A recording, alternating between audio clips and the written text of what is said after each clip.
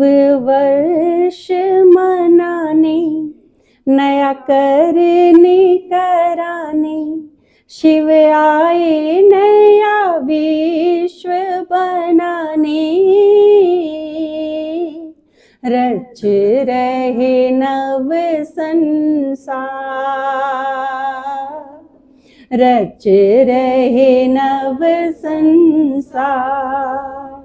आए नव वर्ष मनाने, नया करने कराने, शिव आए नया विश्व बनाने। रच रहे नव संसार,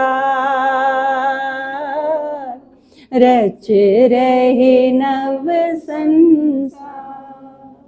एक तरफ दुनिया में देखो कि रावण की बढ़ी लंका, भय चिंता की आशंका, सत्य धर्म का बजा डंका, सत्य धर्म का बजा डंका। सीताएं मुक्त कराने, लंका को जलाने, सबको संदेश सुनाने। आ गए सागर पार, रच रहे नव संसार। आए नव वर्ष मनाने, नया करने कराने, शिव आए नया विश्व बनाने। रच रहे नव संसार, रच रहे नव संसार। देखो वैसे भी के दिखाया है रामायण में कि राम आया, रावण को नहीं आया अयोध्या में। तो आप देखो विकार सतयुग में नहीं जानते, आप वहां नीचे उतर के में रावण की दुनिया जब हो जा है और बिल्कुल आखिरी में जब पुकारा हाँ बाबा ने, तो भगवान ने आना पड़ा है लंका में। रावण राज्य हो जा है जब यह पुरानी दुनिया सारी, तो फिर बाबा आवे है और बाबा आके के करे है, बच्चे ले है, बांदरा की सेना ली और सेना पे फिर के करवाया कि सीताया ने संदेश दे आओ। तो हम सारे के सारे पहले सीता हाँ, हम सारे पहले सीता हुआ हाँ। मारे दौरे कोई आवेगा हनुमान, वो संदेश देगा, फिर हमसे सज के होगा मारा, हम ही हनुमान हो जावांगे, सीता हनुमान हो जावे है ना। उस रामायण में नहीं होंगी, लेकिन ये बेरा पाटा कि वह पहले सीता हुए हैं, वह फिर हनुमान हो जाएगी, और ये बेरा पाटा के वह सज सज राम भी हो जाएंगी। क्योंकि शिव ने जब अलग कर लेंगे तो फिर वह राम राज्य में आने वाले राम सीता भी हो जाओगे। इसी तरह ईब क्लियर हुई यह चीज कि पहले बाबा आके ने, गणेश कौन है, शिव का पुत्र। तो पहले तो क्योंकि सारे विकारी हुए हैं तो सिर काट के बाबा के बना दे है, गणेश बना दे है, और फिर से सच गणेश के हो जाए, सच गणेश पार्वती हो जाए। आप सारे पहले गणेश हुआ, फिर के हो जावा हाँ, फिर पार्वती हो जावा हाँ। तो इस चीज का नहीं बेरा उनने, तो बाबा की एक वह हमने संदेश देना है, क्योंकि वैसे भी क्लियर दिखाई है यह चीज कि सीता दौरे राम नहीं गया। और वो तो सोच के देखियो, जब हनुमान जा सके है सीता दौरे, तो राम नहीं जा सके था, जा सके था ने, लेकिन राम जानदा नहीं, क्योंकि बाबा की एक वह है, और एक तो संदेश देने खातिर बाबा थोड़ी जाओगा घर घर में, संदेश तो बच्चा ने देना है। और उसका कारण भी है, क्यों बाबा क्यों नहीं जानता,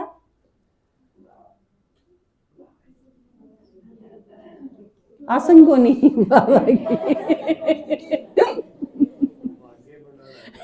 क्योंकि अगर बाबा यो काम करेगा तो हमने पद क्या के नाम का मिलेगा, कर सके है, मारी किसी की जरूरत को नहीं ना। एक की भी एक मुरली थी, उसमें बाबा ने कति क्लियर बड़ा करड़ा।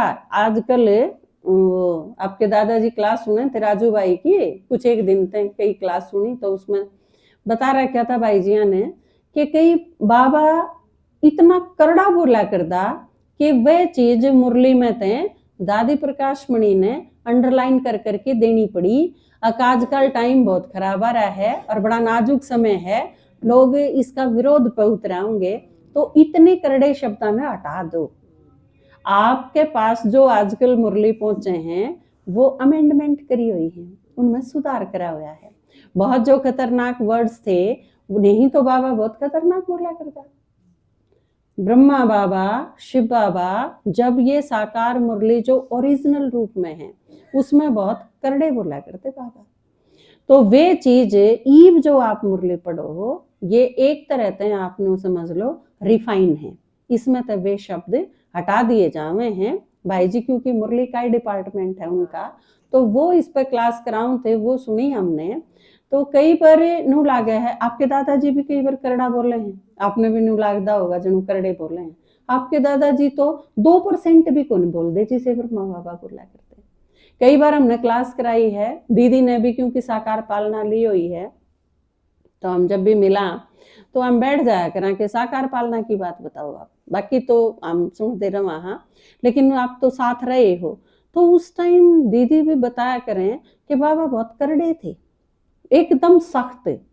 तो यह चीज जब भी आप ओरिजिनल रूप में अगर आपने कोई साकार पालना लिया हुआ मिल जा, उनसे बात करोगे या उनकी सुनोगे जो अंग संग रहे हैं, तो बाबा बहुत सख्त थे। और पालना क्योंकि जब करी जावे है तो वो सख्ती तय करी जा। काल की मुरली सुनी थी आपने, साकार मुरली, बाबा ने क्या कहा था कि अगर रिश्वत ली तो फिर मैं जिम्मेवार नहीं होऊंगा, फिर जाइयो जेल में। रिश्वत लेोगे था में मजे करोगे, फिर पुलिस आ जाएगी पकड़ ले जाएगी, जेल में गिरेगी, फिर जेल में पड़े रही हो, लेकिन बाबा रिस्पॉन्सिबल नहीं होगा इस चीज का। कति क्लियर कही थी बाबा ने। तो आपने अगर पालना करनी सीखनी है तो आपने सख्ती भी सीखनी पड़ेगी।